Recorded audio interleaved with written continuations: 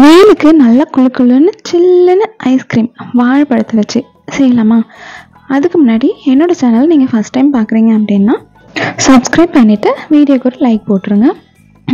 இன்றைக்கி நான் நேந்திரம் பழம் வச்சு தான் செய்கிறேன். எனக்கு நேந்திரம் பழம் ரொம்ப பிடிக்கும் அப்படிங்கிறதுனால நான் நேந்திரம் பழம் எடுத்திருக்கேன். நீங்கள் செவ்வாழை அந்த மாதிரி கூட எடுத்துக்கலாம். இந்த வாழைப்பழத்தை குட்டி குட்டியாக நறுக்கி ஃப்ரீசரில் வச்சு எடுத்துக்க போகிறோம். இந்த ஐஸ்கிரீம் கடையில் வாங்குகிற ஐஸ்கிரீம் மாதிரிலாம் அந்த டேஸ்ட்டுக்கு கொடுக்காது. பட் நம்ம வீட்டில் ஹெல்த்தியாக செய்கிறோம் அப்படிங்கிறதுனால குழந்தைங்களுக்கு தாராளமாக எவ்வளோ வேணாலும் கொடுத்துக்கலாம். இது வாழைப்பழத்தில் செய்கிறதுனால வாழைப்பழ டேஸ்ட்டு தான் இருக்கும்.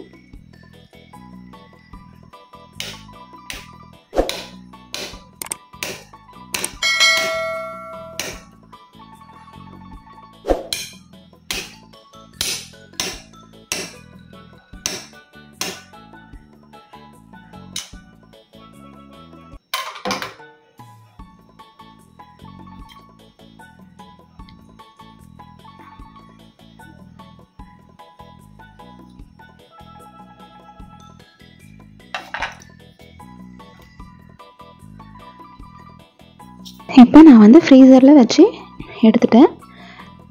இதை ஒரு ஜாரில் மாற்றிட்டு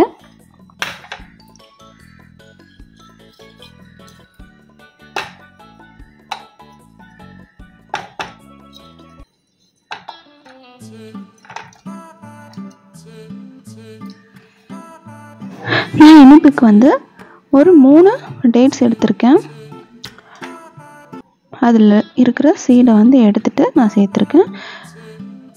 இதுக்கு நான் கொஞ்சம் டேஸ்ட் கொடுக்கும் அப்படிங்கிறதுனால மில்க் பவுடர் ஒரு 1/2 ஸ்பூன் சேர்த்துட்டு 4 ஸ்பூன் பால் சேர்த்துருக்கேன். நான் காய்ச்சாத பால் தான் நான் சேர்த்துருக்கேன். நீங்கள் காய்ச்சி ஆற வச்சு கூட சேர்த்துக்கலாம். கொஞ்சமாக வனிலா எசன்ஸ் ஒரு 1/4 ஸ்பூன் சேர்த்துட்டு நல்லா பிளெண்ட் பண்ணி எடுத்துக்கலாம். நல்லா இது போல் ஸ்மூத்தாக அரைச்சி எடுத்துக்கலாம். இப்போ இதை ஒரு பவுலில் மாற்றிட்டு நான் கொஞ்சமாக நட்ஸ் சேர்த்துருக்கேன். அது போல் பொடியாக நறுக்கிட்டு, இது ஆப்ஷனல் தான், வேணும்னா சேர்த்துக்கோங்க.